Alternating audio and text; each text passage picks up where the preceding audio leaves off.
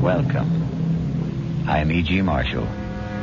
Welcome to the sound of suspense, the fear you can hear. For the next 52 minutes, we're going to take you into the world of mystery, into the world of terrifying imagination. The story you are going to hear concerns a question which has been asked since the first men on Earth were born and died. Is there a life after death?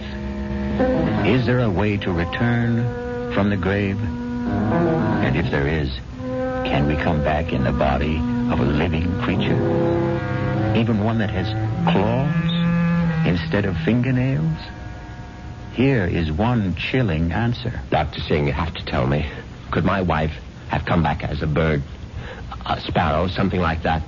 Well, your wife was a rather big woman, Mr. Moresby, in a physical sense. How about a snake?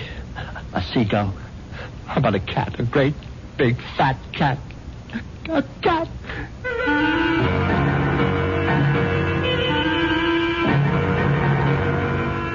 Our mystery drama, The Return of the Moresbys, was written especially for the Radio Mystery Theater by Henry Slessor and stars Patrick O'Neill. I'll be back shortly with Act One.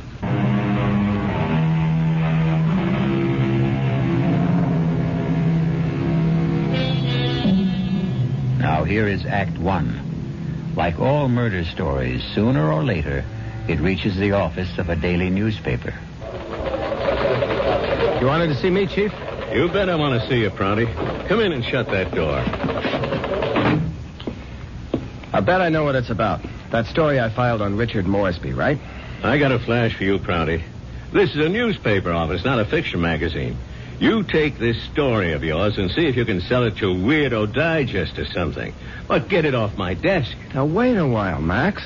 I know it's offbeat, but I thought I handled it with a kind of a light touch. Stories about murder can't be handled with a light touch, not on this paper. But it's accurate. I mean, this is exactly what the guy Moresby told me, just before he died. Well, he must have been out of his head. He asked for somebody to hear his story. That's how I got to meet him.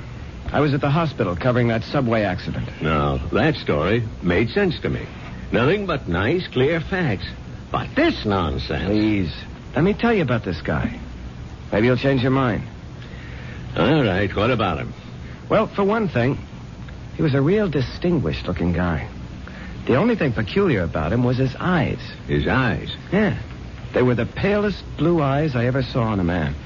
They weren't really blue at all. They're like silver. Big deal. So he had silver eyes. And when he started to tell me about himself, well, I just had to hear the whole story, Chief. Yes, I was born in London, but my family moved to the States when I was young. They didn't improve much on the climate when they did. We lived in Vermont. I don't think I was ever warm enough until the age of 24 when I moved to Southern California. I lived on beaches. A superb swimmer, a superior surfboarder, and a terrible bum. It was on the beach at Malibu that I met the woman who was to become my wife. Her name was Una. She was as pale as a gardenia with bones. Una had more bones than any other woman I've ever met. Lovely day, isn't it? I beg your pardon? I said it's a beautiful day. I don't think I've ever seen the ocean look prettier. Frankly, the Pacific always looked a little muddy to me. I wonder if that's what Balboa said when he first saw it. Well, he probably said, what a great place for surfing. Ah, I see you have a surfboard. Yes, as a matter of fact, I think I see a wave that I like. Will you excuse me? Oh, I wish I had the nerve to try it. Yeah, you really should. Well, bye now. Maybe I'll ask my chauffeur to teach me. I'm sorry. What did you say? Charles, my chauffeur. He's very good at sports. Come to think of it, that wave doesn't look so good after all. By the way, my name is Richard. Richard Moresby. How do you do? My name is Una.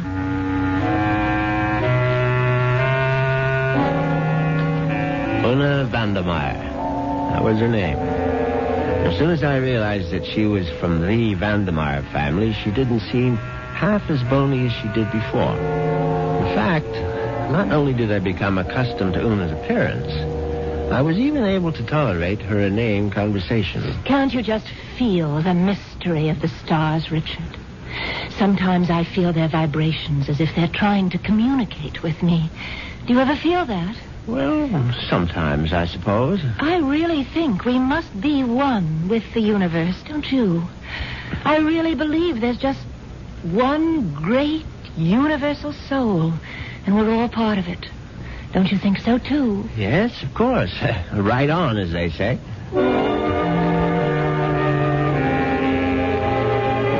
You see what I mean? She talked that way all the time, from the first day of our honeymoon. Well, it was a fine honeymoon just the same. It lasted a whole year on the beaches of the Caribbean, on the French Riviera. I got browner and browner. Una got freckles.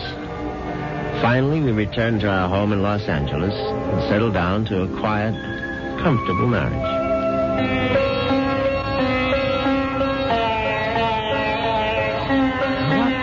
Earth is that you're playing? It's sitar music, darling. Oh, it's just so spiritual. What made you buy the record? Oh, Dr. Singh recommended it. Who? Dr. Singh, at the Temple of Metapsychosis, you know. The Temple of what? Metapsychosis. I told you about joining the temple last week. Oh, Richard, sometimes I think you don't listen to me. Now, as you may know, Southern California abounds in quasi-religious organizations. And she'd gone through a number of them without discovering the universal soul at any of their altars. Darling, please come to one of Dr. Singh's lectures. He's such a magnificent speaker. He emits such vibrations.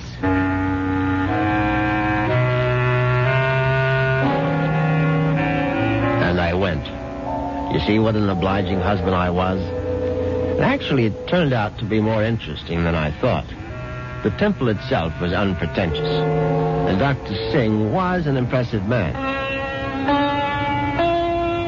And when he spoke, I realized why his message had such appeal for Una, because he preached a doctrine that combined eternal life with a love of small animals. The soul is immortal. The soul cannot die. The soul, upon leaving the body, must make its passage elsewhere. There is a science called eschatology, which deals with the last four things: death, judgment, heaven, and hell. It is the most ancient of all sciences, and from its wisdom has come the inescapable certainty of the transmigration of souls. Yeah, I know it's a bit weird, but stay with it. And where does the soul go? According to the wise men of all generations past, the soul departs from the mouth of the dying. It is consequently a small thing. A bird, a snake, a mouse, a dove, or a hawk, a dog, a cat, an insect. For these small creations of God are empty vessels placed upon earth for only one purpose: to house the departing souls of humanity, so that they need not wander forever in a trackless eternity. Yeah, it's pure rot, of course. But that's what the man said, and Una sat there and believed every single word. Oh, wasn't he marvelous, Richard? Isn't it wonderful that the soul never dies? That we can all come back as little animals? I'm not sure I want to come back as an animal. But you'd still be you, Richard. Oh, don't you see? Well, by the way, what was that envelope you handed Dr. Singh after the meeting? The envelope? Oh, that was my donation, of course. Your donation to the temple? Yes, to support the work of Dr. Singh, to open other temples around the world. Well, how much money was in the envelope? Now, what does it matter, Richard? I'm just curious. $2,000. Una, you go to that temple once a week. Do you always give that kind of donation? Oh, it's all in a very good cause, Richard. Well, in an equally good cause, that of finding out exactly how much of my wife's money was supporting this nonsense, I sneaked a look at Una's checkbook. The answer astonished me. Not only had my wife put more than $30,000 into Dr. Singh's collection plate, she had also donated some $20,000 more to various institutions for the care and feeding of cats, dogs, and birds. It was so kind of you to honor us with a visit, Dr. Singh. I know how terribly busy you are. On the contrary, you were kind to invite me to your lovely home. Oh.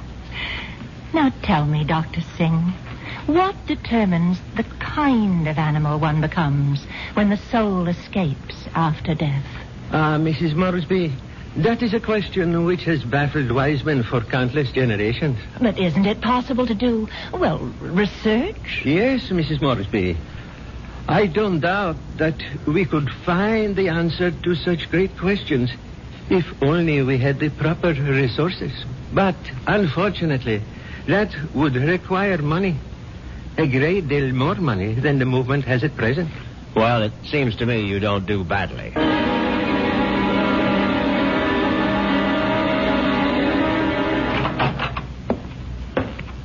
Well, there you are. Hello, Richard. Where have you been all morning? Right here, in my little sewing room. Don't tell me you were sewing. Oh, don't be silly. Actually, I've been composing something. A letter? Oh, something more important than that. Richard, do you realize that I have no last will and testament? Well, why should you? Healthy young chicken like you. I can't call myself young anymore, Richard. You'll always be young to me, darling. Oh, that's very sweet. But just the same, it's only practical to have a will. Would you read it over, Richard, and see if it sounds legal enough? Certainly. Well, let's see now. I, Una Vandermeyer Moresby, a resident of the city of Los Angeles, state of California, residing at 8 Sheridan Drive, being over the age of 21 and of sound and disposing mind and memory. Darling, this is superb. Where on earth did you get the language? Well, to tell you the truth, I copied it out of Daddy's will. The one that left you $10 million? Yes. Well, I don't see how you could go wrong. Let's see now. Not acting under duress, menace, fraud, or undue influence of any person whomsoever... And good Lord, Una. What's that? What is it? What? You're not serious about this. Oh, about making a will? Well, of course I am. I mean, this bequest to the temple, mumbo jumbo. What's wrong with it? Now, listen, darling. I told you how important Dr. Singh's work is, but it requires money to carry it on. Tons of money. So the least I can do is to help the poor man as much as I can. But you're giving him 90% of your entire fortune. You'll still have $1 million if I go first, Richard. Isn't that enough? No, it isn't. I mean, the whole thing is ridiculous. Don't you realize that man is a fraud, a charlatan? What? Oh, for heaven's sake, Una, open your eyes. Don't you realize the simple truth? Your money won't build any temples. It's just going to line the pockets of that turbaned phony. Richard, what a terrible thing to say. Well, you told me you liked Dr. Singh, that you were very impressed by his theory of transmigration. Darling, I was only saying all that to please you. But now I'm telling you that the only thing Dr. Singh is planning to transmigrate is your money into his savings account. And frankly, I'm not going to let him do it. Richard, what are you doing? You're tearing up my will. That's right. How dare you do such a thing? It's my money, and I'll do whatever I please with it. Una, darling, I just want you to have a chance to come to your senses. Oh, there's nothing wrong with my senses. I can see very clearly what the real trouble is.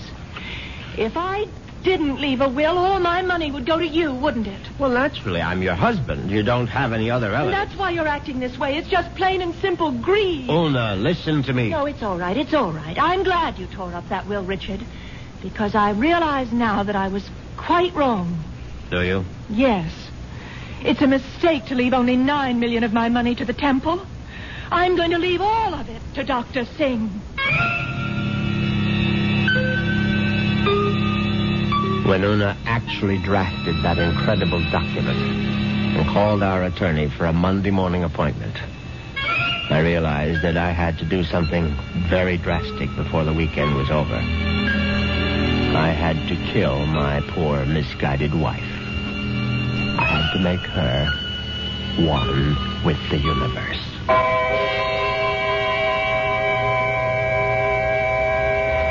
It's obvious that Mr. Moresby is going to be a very reluctant murderer. The question is, will his reluctance get in the way of his efficiency? We'll get the details when we return shortly with Act 2.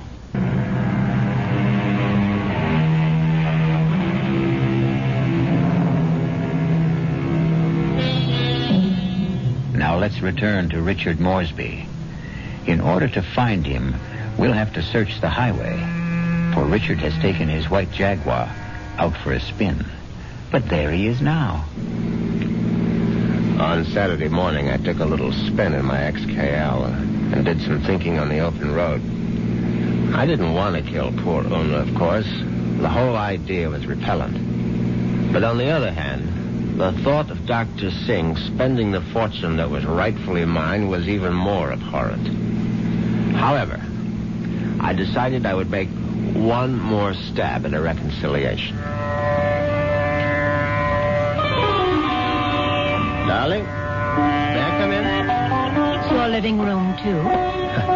It doesn't feel like it. Matter of fact, I've felt like a stranger in this house for the past 2 days. I suppose that's my fault. Well, you haven't been exactly cordial, have you? I've hardly been home, Richard. I spent all day yesterday at the temple and all morning at the pet rest kennels. And how are all the little souls doing? You just won't stop being irreverent, will you? It's been my money all along, hasn't it, Richard? From the very beginning, you were attracted to my money. Well, now, darling, if you thought that, you would never have married me. I didn't want to believe it. I don't want to believe it now. Well, now, how can I prove to you that you're mistaken? Richard, you really want to prove it? Of course, I'll do anything you say. All right. Now, I know exactly what you can do. You can let me leave my money to Dr. Singh and the temple. The whole $10 million? Yes, because that's the only way I'll know that it's me you love.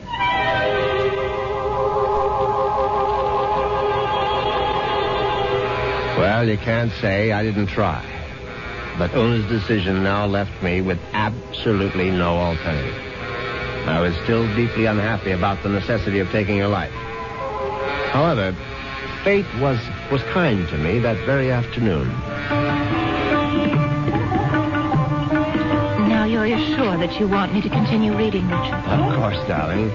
Well, I'm sort of embarrassed about this part. It's a paper that I wrote myself. Something you wrote? Yeah, I wrote it this morning. I was going to show it to Dr. Singh. It's, it's a sort of a poem. It's called Death. Snappy title. Hope I can read my own handwriting. Death has become nothing to me.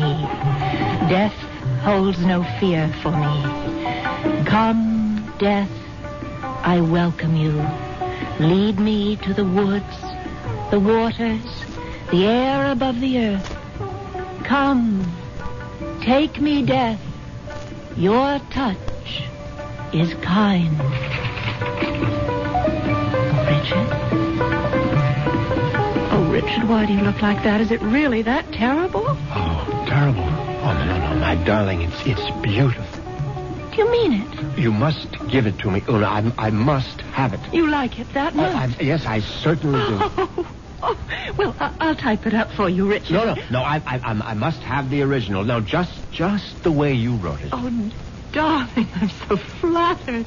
What will you do with it? Oh, I'm going to put it in a frame, of course. And I know just where I'm going to hang it.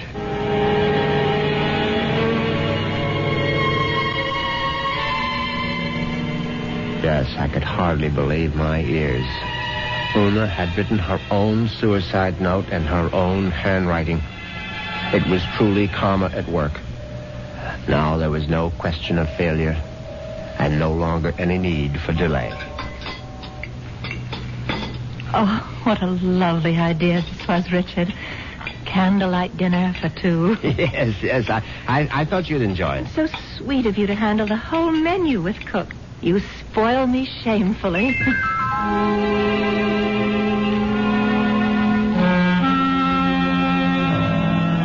And that night, I spoiled her just a bit more by bringing hot cocoa to her in bed. Oh, Richard, you shouldn't have bothered. But I know how you like your hot cocoa before retiring, Una. You can't get to sleep without it. No, but Parker could have brought it to me. Oh, no, this is something I had to do myself. Oh.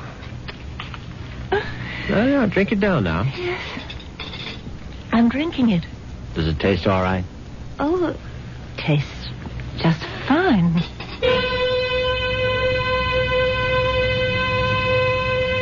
Now, that was very good news, because I'd prepared the hot cocoa myself, and I had no idea whether 25 melted sleeping pills would seriously affect the flavor. Finally, Una was all tucked in for the night. I went into my study, picked up the poem she had written for Dr. Singh, and brought it to the bedroom. I placed it carefully on the night table beside her. Then I bent over my sleeping darling to see if she was getting along all right. She was very, very quiet. And then a dreadful thing happened. Una opened her eyes. Richard. Oh, Richard. Hush, darling. Now go back to sleep. Richard, I'm sick. No, my love. No, you're only sleepy. Cocoa tasted so strange. I didn't want to upset you, Richard, but I'm sick. No, you'll feel much better in the morning, Una. I promise you. Tomorrow morning, you'll be one with the universe. Richard, that paper. What paper, darling? It's my poem. My poem for Dr. Singh. What's it doing there? I was just reading it over, darling, that's all. And bottle, my sleeping pills. Oh, it's empty. The bottle is empty. Oh, Richard. What have you done? Nothing, darling, nothing. Now, just go to sleep. Cocoa. You put sleeping pills in it. All of them. Don't try to get up, Una, please. Now, don't. Trying to kill me. You're trying to murder. No, for heaven's sake, Una, now stop saying things like that. Do you want the servants to hear? Help somebody. Help. Now, come on, lie down. Lie down, Una, for heaven's sake. Come on, now, lie down. Lie down. There. That's better. You won't get away with it. You won't get away with it, Richard. I promise you. Anything you say, darling. I'll come back, Richard. You know I'll be back. Yes, of course. Just welcome death, Una. The way you wrote in your little poem. I'll be back. I swear it. Oh.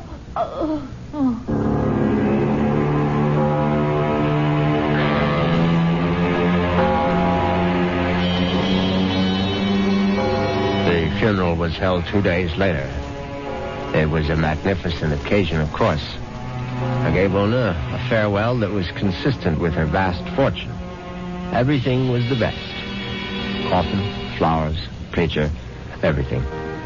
Her burial place was one of the choicest bits of real estate at Forest Lawn. The only discordant note was the fact that Dr. Singh insisted on saying a few words at the service.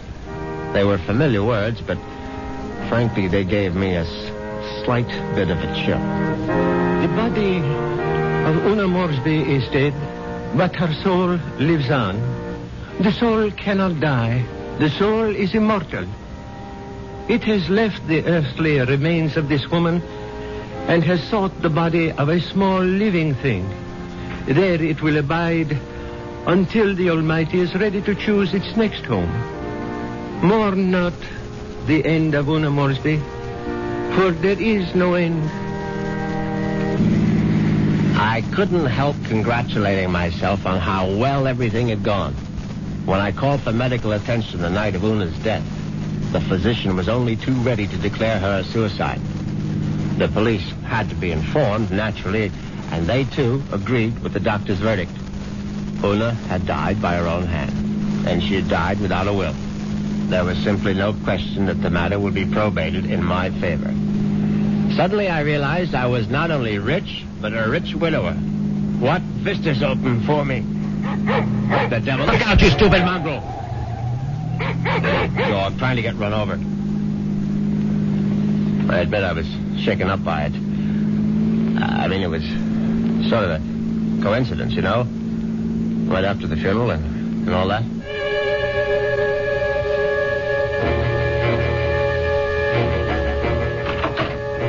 very glad to be home again. You can be sure. Excuse me, Mr. Moresby. Yes, Parker? Cook is worried about the raccoon, sir. The what? There's been a raccoon at the kitchen door all morning, and Cook is badly alarmed, I'm afraid. I've tried to scare it away, but it keeps returning. A raccoon, for heaven's sake? Why don't you just shoot it and make a coat out of it? I was wondering if you wished me to call the game warden, sir. Oh, please, Parker, do whatever you please about it. I'm going to take a nap. Yes, sir. Very good, sir.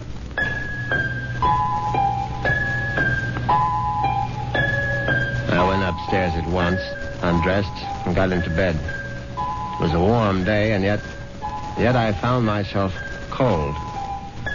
I got out the electric blanket and soon felt very cozy indeed. In fact, I felt so much better that I made a phone call.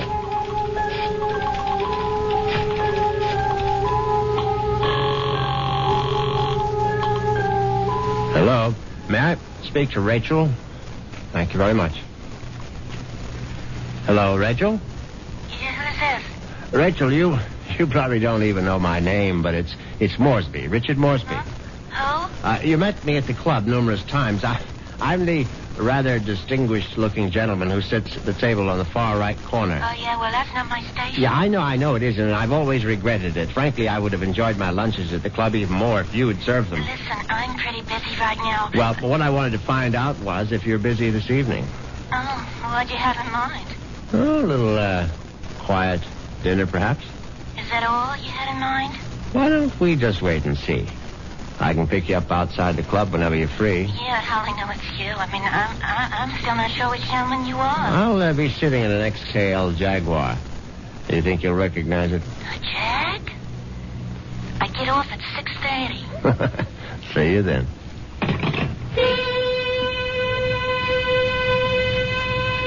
Yes, I was feeling very good now. Very good indeed. I would have drifted off into a pleasant sleep except for one thing. For a moment I thought a bomb had gone off in the room. Then I realized it was nothing more than a bird. A foolish sparrow had dived in headfirst into the plate glass window of the bedroom and now lay stunned on the carpet. I looked at the thing's fluttering little heart, and suddenly I was struck by a terrifying palpitation of my own. The dog, the raccoon, the bird. Good Lord. Could one of them have been Una?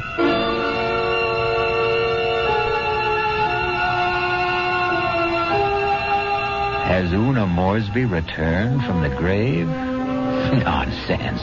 Such things don't really happen. But perhaps we should reserve judgment until I return shortly with Act 3.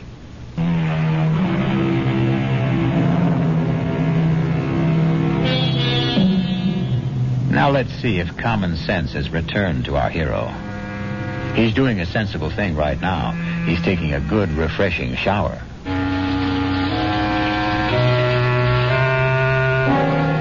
By the time evening came, I was feeling better. All my peculiar notions about Una's animal reincarnation seemed ludicrous as I stood in front of the shaving mirror. I thought about the delicious young woman that was waiting for me at the club. I'd admired Rachel's way with a tray for months, but ever faithful to my wife, I hadn't done more than gaze from afar. But now, things were going to be different.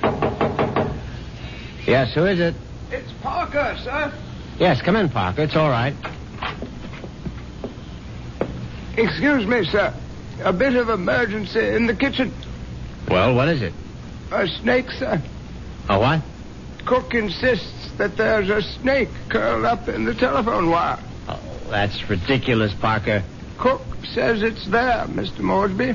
They do get into the house sometimes. Well, tell Cook she's seeing things. Tell her to stop nipping at the cooking sherry, and she'll soon stop seeing snakes. Yes, sir. What was that? I would guess it was Cook, sir. Oh, for heaven's sake, go down and see to it, Parker. I'll try, sir. But I'm not very good with snakes, sir. Well, what do you think I am, an expert?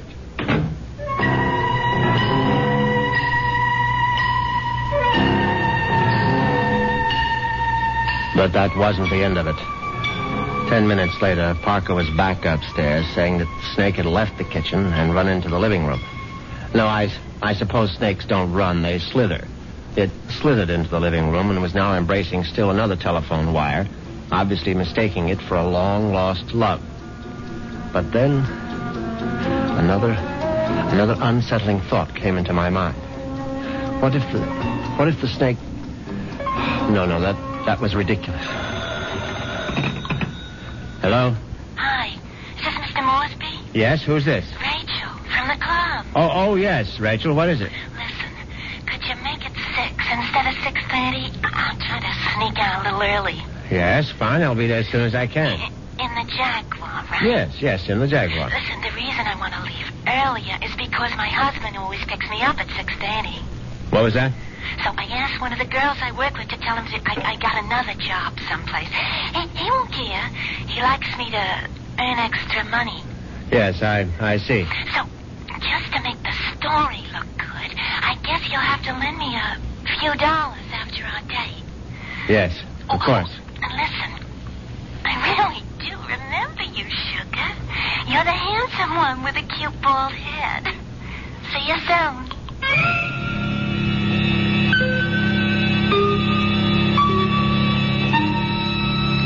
As it happens, I have a very full head of hair. But distressing as Rachel's telephone call was, an even more disturbing thought intruded. The snake was in the telephone wire.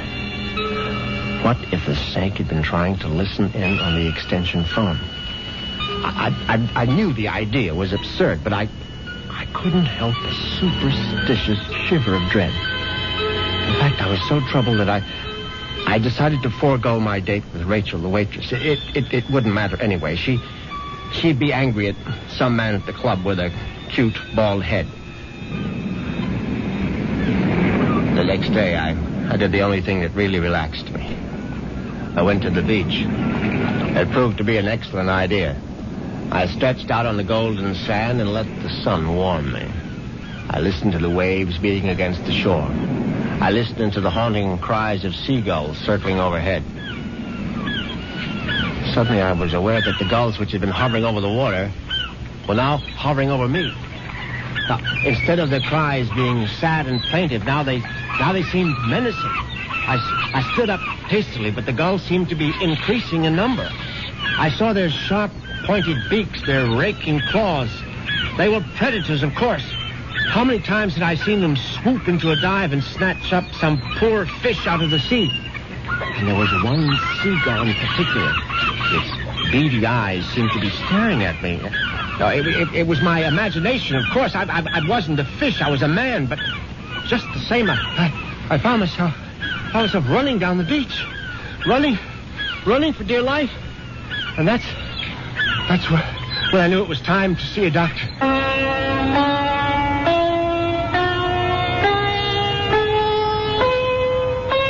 Yes, Mr. Moresby. I'm very pleased that you honored the temple with your presence. I'm grateful that you're willing to see me, Dr. Singh. I realize that, well, you've had a disappointment. A disappointment? I'm afraid I don't understand. I know my wife made certain promises to you concerning her will. I believe she mentioned some modest donation. She wasn't in her right mind, of course. I mean, when she took those sleeping pills. Yes, it was very sad. I trust that she has found the peace and happiness that she sought. Frankly, that's what I wanted to talk to you about. I mean, about whether you really believe that my wife is, well, that she's some kind of animal right now. But of course I believe it, Mr. Moresby. I don't merely believe. I'm positive. When your wife passed from this world into the next, her soul made its escape. Yes, I know how it goes, but what I'd really like your opinion about is what sort of animal do you think she might be now? I told you, Mr. Moresby, we have no way of knowing. But can't you take a guess? I mean, you said it might be influenced by a person's karma. Am I quoting you right? Yes. The kind of person she was in life may well determine the kind of animal she is now. Your wife was soft. Your wife was gentle. Your wife was independent in spirit. Now, what animal does that remind you of? I don't know. I can't think. Then go home and think about it, Mr. Moresby. Go home and try to be one with the universe. I went home, and I tried to be one with the universe. And when that didn't work, I tried being one with a bottle of scotch. I was still in the library, asleep in the big leather chair, when I heard the noise in the cellar. I simply had to investigate. I looked into the cellar and found that one bare bulb wasn't enough for a thorough search. I found a flashlight and went down the cellar steps. At first there was nothing I could see.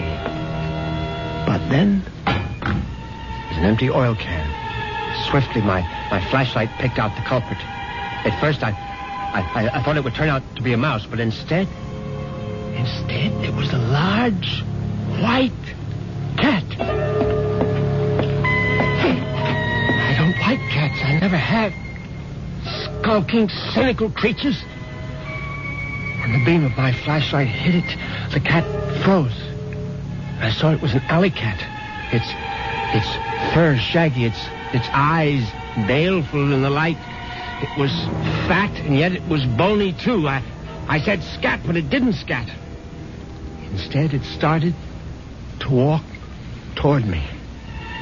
And I knew for certain what Dr. Singh had meant. I knew for certain I was looking at the reincarnation of my wife. As soon as that hideous apparition howled at me, I made a cowardly dash for the cellar door. Once I was on the other side, I remembered the hunting rifle that Una had given me for Christmas. It stood unused in an upstairs closet. I found it. I loaded it and brought it back to the cellar. I hadn't fired a rifle since boyhood. I stood on the top of the stairs with my flashlight picked out the ghostly white form of the cat. I put down the light, raised the weapon, and squeezed the trigger. The report was deafening, but the recoil was worse. My precarious balance on the top step was lost. I fell to the bottom.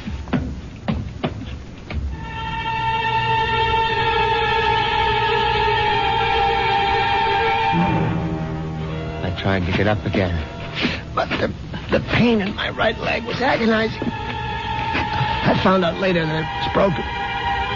But the cat was still alive. And it was regarding me at eye level now. Its fur matted with plaster dust. Its eyes filled with hatred. I tried to crawl toward my fallen rifle. Just as I saw the creature advancing toward me, I screamed, "Una!" My hand was on the rifle now, grasping it. Too quickly in my panic, my fingers touched the trigger, the rifle went off again.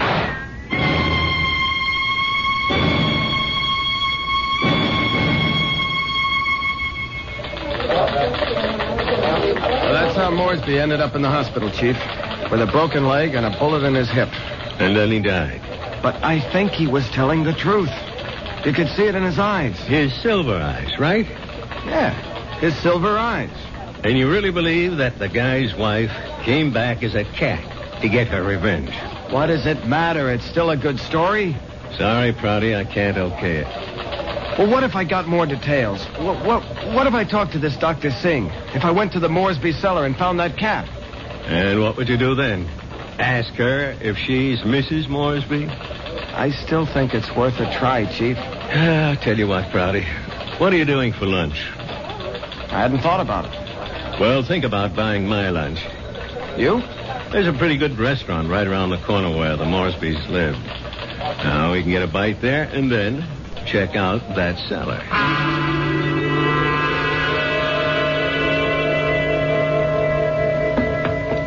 So, this is where it happened, huh?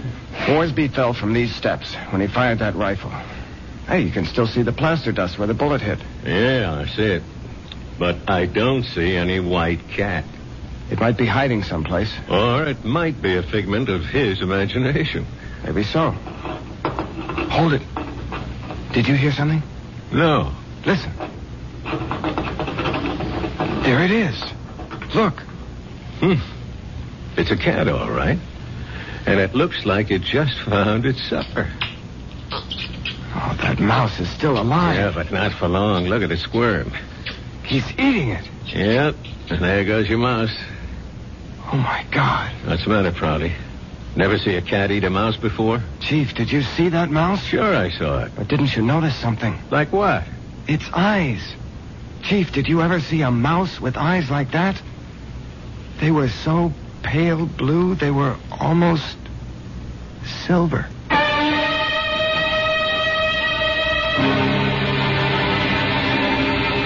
And so the cat and mouse game comes to an end. But according to Dr. Singh, there is no end. Perhaps Richard Moresby will have his turn next in another afterlife. I'll be back in a few moments.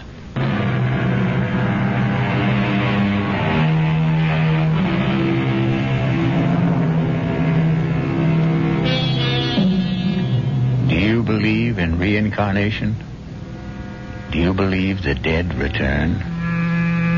We have to believe it, because here we are, the reincarnation of radio drama. We hope you'll keep us alive by listening again to the Radio Mystery Theater. Our cast included Patrick O'Neill, Marion Seldes, Nick Pryor, and Dan Ocko. The entire production was under the direction of Himan Brown.